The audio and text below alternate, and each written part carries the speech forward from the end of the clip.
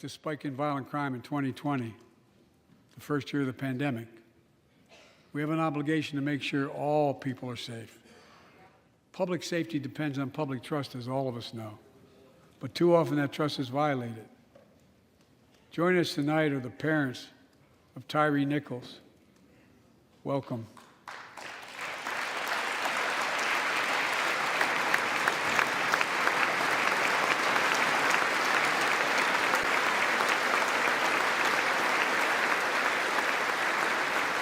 We had to bury TYRE last week.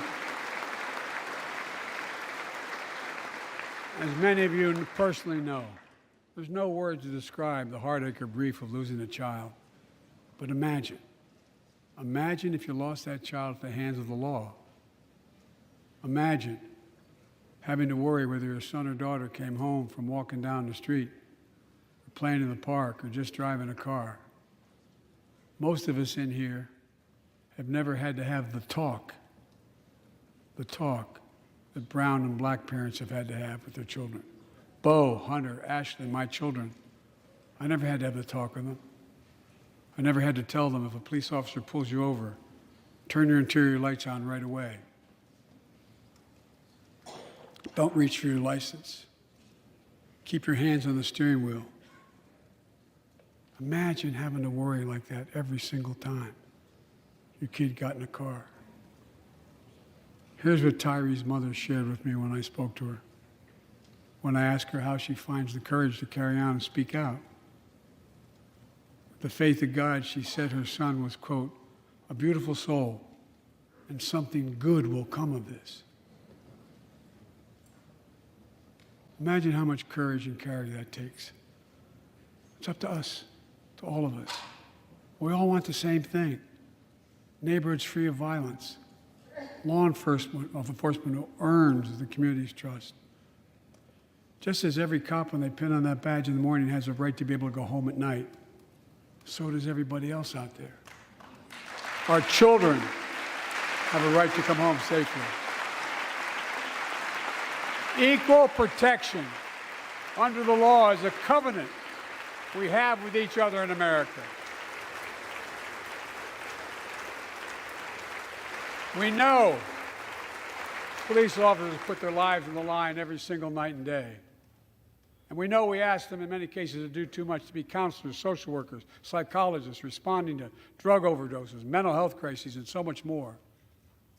In one sense, we ask much too much of them. I know most cops and their families are good, decent, honorable people, the vast majority. But they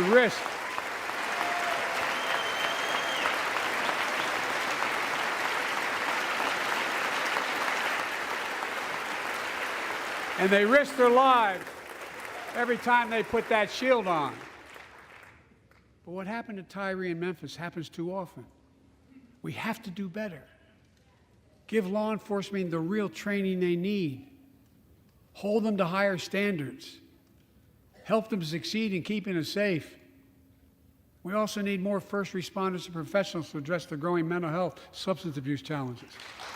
More resources to reduce violent crime and gun crime. More community intervention programs, more investment in housing, education, and job training. All this can help prevent violence in the first place. And when police officers or police departments violate the public trust, they must be held accountable. With the support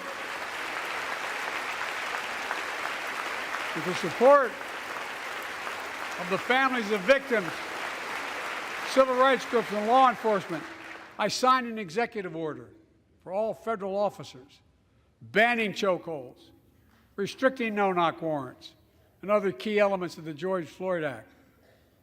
Let's commit ourselves to make the words of Tyler's mom true. Something good must come from this. Something good.